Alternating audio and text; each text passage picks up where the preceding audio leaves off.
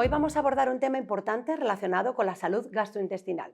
La esofagitis eosinofílica se trata de una condición en la que el esófago, que es el tubo que lleva los alimentos desde la boca hasta el estómago, se inflama. Esta inflamación puede causar una serie de molestias y complicaciones en la vida diaria. Vamos a ver las causas, los síntomas, las opciones de tratamiento para personas que sufren esta enfermedad, así como consejos útiles para llevar la vida lo mejor posible. Nos va a informar de esto el experto Sergio Casabona. Hola Sergio, ¿cómo estás? Hola, ¿qué tal, Marta? Bueno, muchas gracias por invitarme y nada, dar a conocer a esta enfermedad poco frecuente o rara que cada vez la vemos más en nuestro medio, que es la esofagitis eosinofílica, y pues dispuesto a contestar a las preguntas o a las dudas que tengáis. Como bien has dicho, no es muy conocida, así que explícanos qué es y qué síntomas tiene. Bueno, pues la esofagitis eosinofílica es una enfermedad que se diagnostica por primera vez o que se describe como entidad al principio de los años 90 por dos investigadores diferentes en dos partes del mundo, en Estados Unidos y en Suiza. Y a partir de entonces, pues es verdad que sobre todo la mayor investigación o la publicación de las guías, sobre todo, data de los últimos 15 años. Se considera una enfermedad rara y lo que ocurre es que se produce una inflamación del esófago a expensas de unas células que se llaman eosinófilos. Los eosinófilos pertenecen a la familia de los glóbulos blancos de la sangre y estos eosinófilos, pues lo normal es que no estén y no estén desde luego en esa cantidad en el esófago. Lo que ocurre es que van produciendo, no solo por la inflamación, sino que van generando diferentes cambios en la pared del esófago, en lo que sería la conformación normal de la pared, va haciendo que el esófago sea más rígido, que incluso en ciertas zonas se pueda estrechar. Entonces eso sobre todo lo que desencadena es los síntomas principales que tienen los pacientes, que es la molestia, la dificultad para tragar o incluso episodios en los que se les atasque la comida. El por qué se produce esto, esta llegada de los eosinófilos al esófago, pues es un mecanismo que se ha investigado en los últimos años y lo que parece, aunque al principio este se relacionaba más como si fuera un tipo de alergia y demás, luego se ha visto que no va por la misma vía o por la misma respuesta que las alergias comunes que conocemos, de cuando uno es alérgico a los frutos secos, a la leche, etcétera, sino que es una vía como más lenta, por así decirlo, más acumulativa, más celular, que depende de las células y por tanto más lenta. Entonces sí que es verdad que parece que la exposición del esófago a ciertas proteínas o llamémoslo alérgenos, aunque no sea una alergia, que hay en los alimentos, pero también a nivel ambiental es lo que desencadena esta respuesta inflamatoria. Sergio, esa inflamación, ¿qué provoca en la vida de las personas? ¿Qué te pasa cuando no puedes tragar directamente?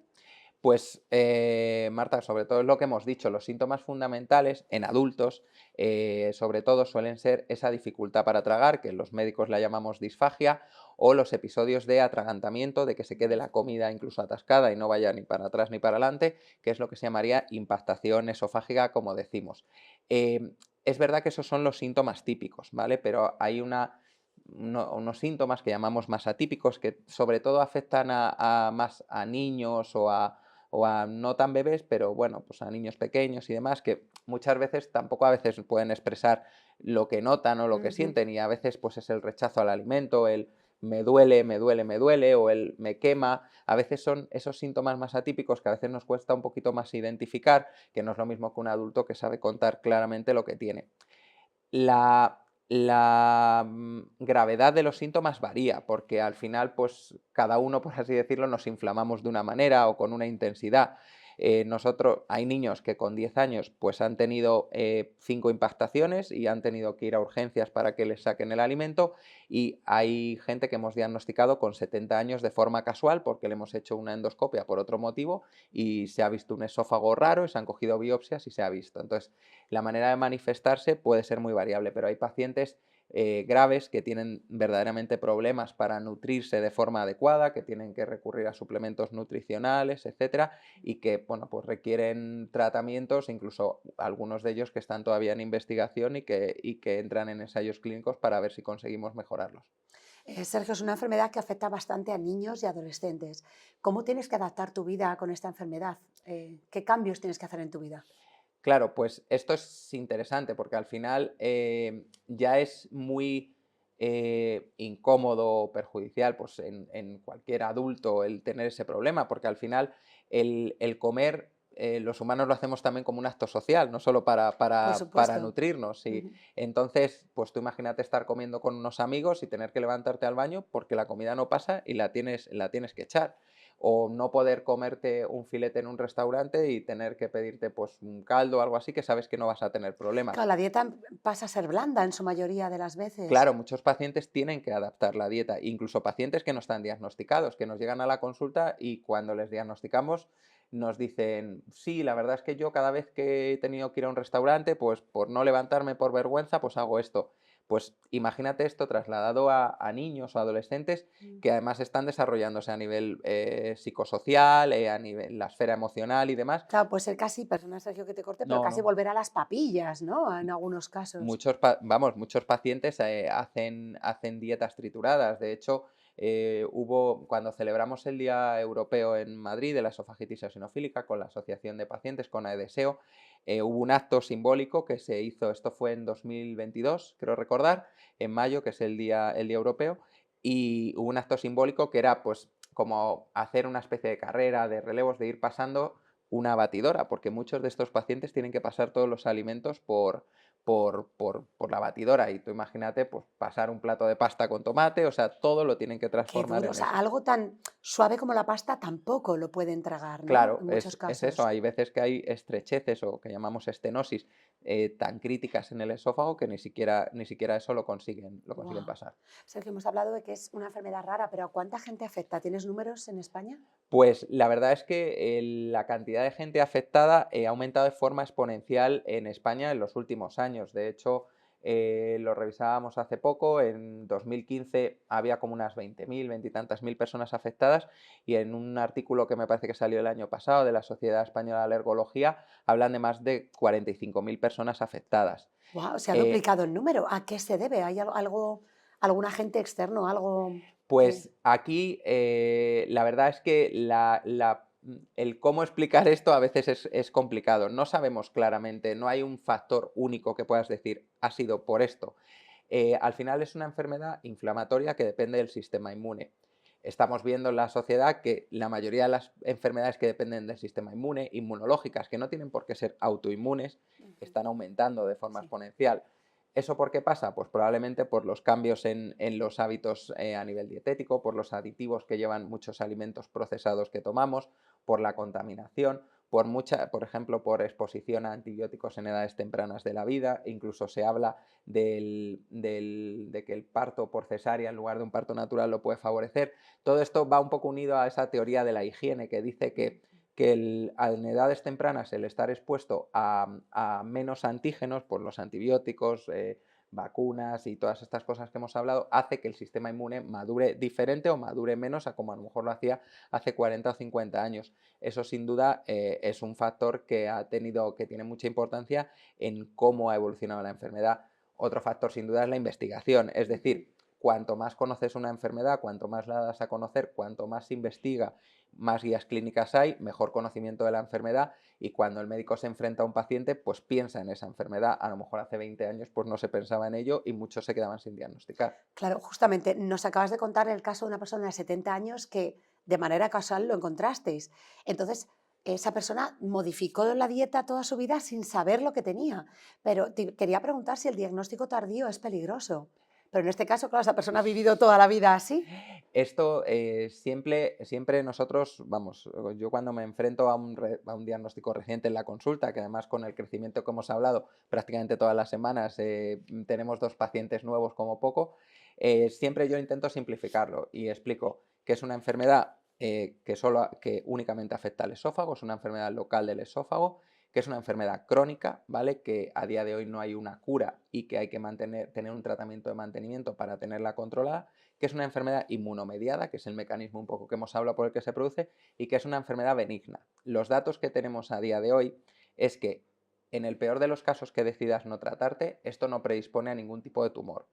Ya hay series de casos de seguimiento de pacientes de más de 15 años en los que muchos de ellos no se han tratado y esto no predispone a tener un mayor riesgo de un cáncer de esófago, etcétera, como a veces sí pasa con la enfermedad por reflujo gastroesofágico, que si no se trata y degenera en un esófago de Barrett, el esófago de Barrett puede evolucionar y dar lugar a un cáncer de esófago.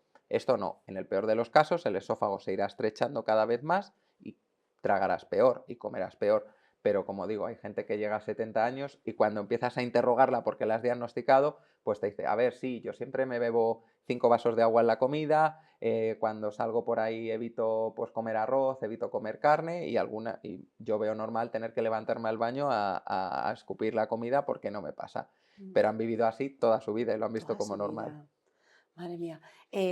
Quería saber en niños, bueno, en niños y en adultos, acabamos de hablar de la parte tan social que es comer, ¿no? Mm. No me puedo imaginar la tristeza que puede ser pasar ciertas comidas por la batidora y tener que comértelas así. ¿Qué efectos psicológicos tiene un diagnóstico de esofagitis?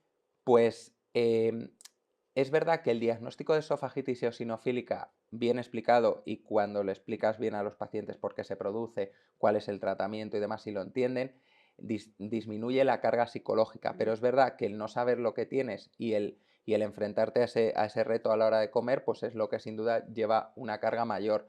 Se han descrito, hay estudios en los que hay mayores trastornos de ansiedad, incluso puede generar trastornos de la conducta alimentaria o una cosa que es bastante frecuente en los pacientes que vemos en la consulta, que es la fagofobia, es el miedo al comer, es decir, mm, em, pacientes que les aterra comer en público, que no pueden comer con más personas, que le tienen miedo a la comida, que empiezan a perder peso. No es una anorexia, sino que es un miedo a comer. No tengo miedo a mm, engordar, tengo miedo a enfrentarme a la comida porque es una situación estresante, agobiante, en la que me pasa, porque es verdad que cuando la comida se queda atascada de verdad por completo, es una sensación agobiante. mm. De repente tienes un dolor en el pecho, te oprime, notas como que el aire pasa con dificultad, pero es por esa misma opresión, ese mismo dolor, entonces le da miedo enfrentarse a ello. Yo tengo un caso incluso extremo de una paciente que incluso desarrolló tal fagofobia que le entraban crisis de ansiedad cuando entraba a un supermercado y veía tal cantidad de comida. Guau. Entonces, sin duda, nosotros en el Hospital de la Princesa trabajamos como una unidad de esofagitis eosinofílica, es decir, no solo estamos los digestivos, sino que tenemos sin duda pues, el apoyo de los alergólogos, ¿vale? Porque esto al final es una enfermedad muy relacionada, y tenemos el apoyo de nutricionistas, endocrinos, incluso muchas veces psiquiatras o psicólogos Ujú. que ayudan a los pacientes. Sergio, has hablado del tratamiento y no te he preguntado, no he ahondado mucho en qué consiste, si tiene efectos secundarios y qué mejoras ve un paciente cuando se pone en tratamiento.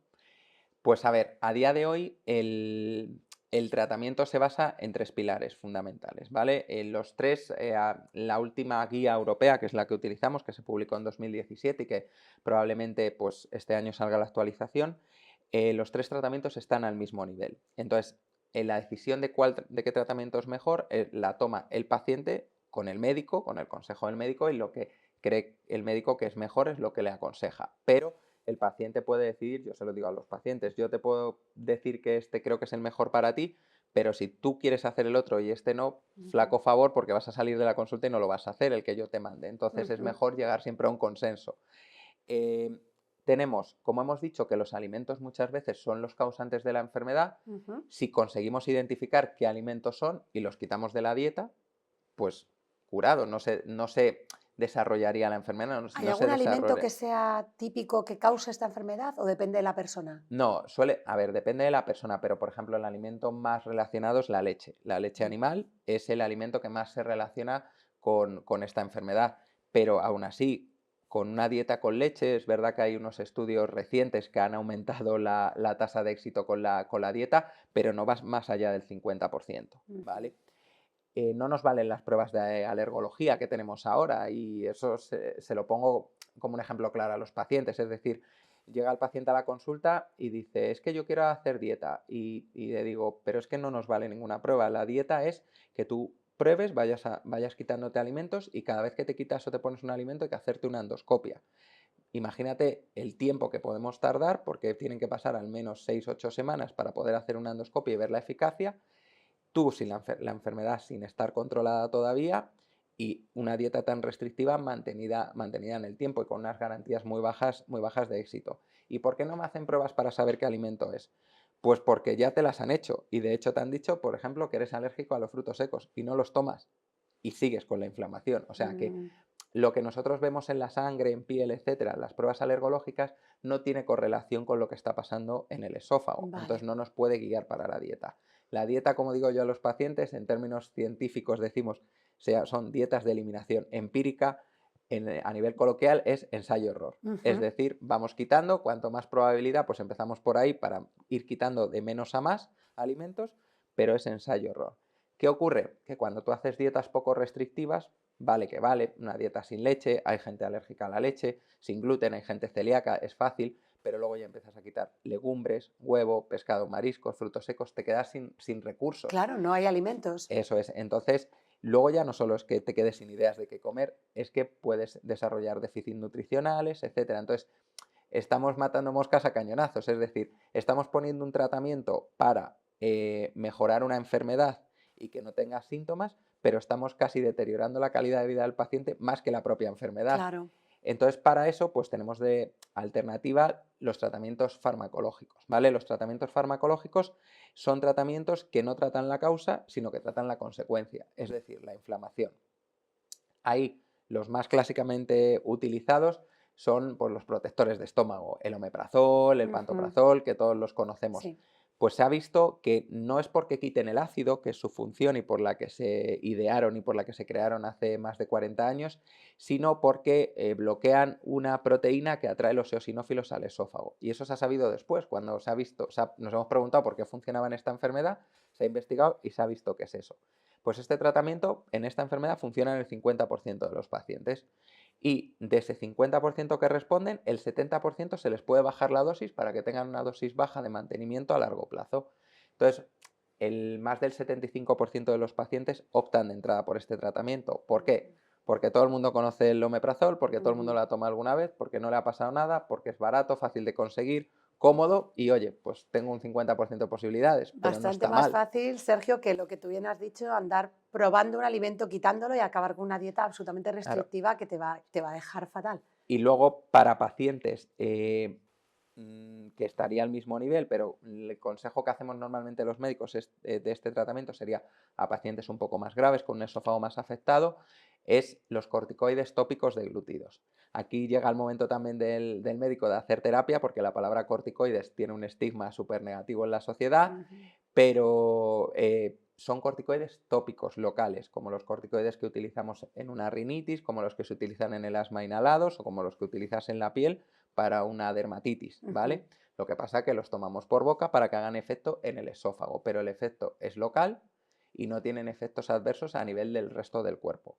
Y estos son el tratamiento más eficaz porque estamos en torno a un 70% de eficacia con las fórmulas magistrales que hemos venido utilizando hasta ahora, pero vamos, hace 4 o 5 años se aprobó por la EMA un fármaco, un corticoide, cuya indicación era el tratamiento de esta enfermedad. Ya no estamos adaptando otros fármacos a esta enfermedad, sino que es son comprimidos bucodispersables de budesonida, que es un corticoide tópico, que ya se ha incluido en la cartera del Ministerio desde finales del año pasado, y aquí ya estamos hablando de tasas de eficacia por encima del 85%.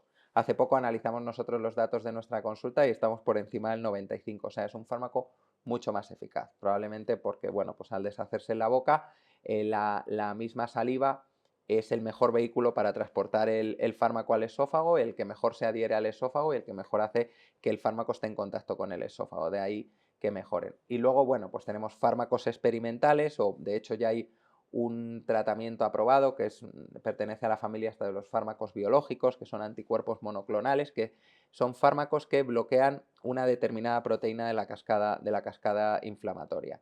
Entonces son fármacos que ya se utilizan en otras enfermedades que tienen muchas cosas en común con la esofagitis, como el asma, la dermatitis atópica y demás, y que se hicieron en ensayos clínicos, porque siempre hay que pasar por esa fase antes de sacar un fármaco para una enfermedad. No vale que decir, yo creo que puede valer para la esofagitis, pues te lo pongo. No, hay que hacer ensayos clínicos y demás, y se vio que era útil y de hecho ya está aprobado, está incluso, vamos, aprobado por la Agencia Española del Medicamento y se utiliza a día de hoy como fármaco en situaciones especiales porque faltan temas burocráticos, pero se utiliza y con muy buena respuesta. Pero serían ya, este ya sería un tratamiento de segunda línea para pacientes que no responden a los habituales.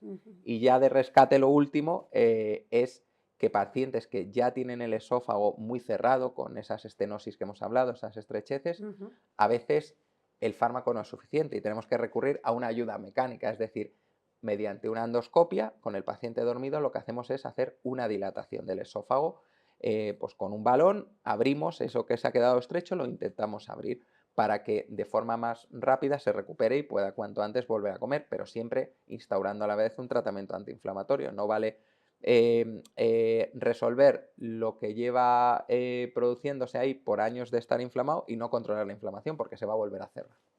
Sergio, hablas de bastantes avances, ¿no? Ya Sí. el último fármaco ya tiene un nivel de éxito bastante importante. ¿Cuál es la ayuda en investigación para esta enfermedad que además, como bien has dicho, en los últimos años se ha duplicado? Pues a ver, es verdad que, bueno, nosotros a nivel de como grupo de investigación en el Hospital de la Princesa tenemos varios proyectos de investigación en los que nosotros somos los investigadores principales con lo que son las becas FIS del Instituto de Salud Carlos III, que dan dinero público para investigar en esta línea. En esta línea, por ejemplo, nosotros estamos investigando en marcadores no invasivos no solo para el diagnóstico, a lo mejor no tanto, sino para el seguimiento de los pacientes, que no tengan que pasar por endoscopia, sino que a lo mejor con un análisis de sangre podamos saber cómo está el esófago. En eso estamos ya bastante avanzados, llevamos investigando desde 2017. Y luego, pues los ensayos clínicos que están más fomentados por la industria, sería inversión privada, por así decirlo, que de esos pues sí que hay muchos y es como se suelen desarrollar los fármacos. Como siempre, como decimos en todas las enfermedades, pues la inversión pública pues poca y escasa y a veces no llega o llega tarde y los compañeros que están en el laboratorio haciendo investigación básica a veces tienen que ingeniárselas para estirar los reactivos y para intentar pues ser eficientes con el dinero que se nos da. Es verdad que también desde las asociaciones de pacientes se promueve mucho la investigación y se Ujú. hacen campañas pues, de crowdfunding, etcétera, para intentar a los médicos, a los investigadores que nos dedicamos a esto, pues darnos esa ayuda que a veces nos hace falta, que no nos dan las instituciones públicas y que tenemos que recurrir pues, a estas colaboraciones.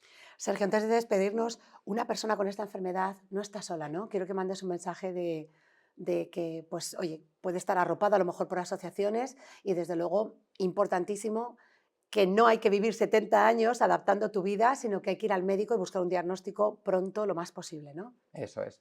No, desde luego no están solos. En lo que afecta a esta enfermedad, pues cada vez hay un mayor conocimiento y luego, sin duda, yo siempre lo digo, o sea, yo no me llevo nada porque un paciente se afilia a la asociación de pacientes, pero creo que es de mucha ayuda porque ves gente que le pasa lo mismo que a ti, que tiene Ujú. los mismos problemas que tú, los mismos síntomas que tú, ves gente que lo ha superado, o sea, es decir, que hay salida, que esto no es que me vaya a quedar así para siempre, y además hay gente que te puede explicar las cosas en un lenguaje que a veces los médicos no sabemos explicar, a veces nos ponemos muy científicos, nos cuesta adaptar el lenguaje y las asociaciones siempre lo adaptan todo para que todo el mundo lo entienda. Es una manera de no sentirse solo, de no sentir que soy único, que esto no tiene solución y que me expliquen las cosas y que la entienda. Y luego, sin duda, pues el comer y atascarme o tenerme que beber un litro de agua o no poder comer ciertas comidas porque no me pasan, no es normal. Ujú. Tenemos que consultar al médico si nos pasa eso y todos los médicos, este síntoma que se llama disfagia es un síntoma de alarma en el que tenemos que pues, empezar a derivar a un especialista, hacer endoscopias, etcétera.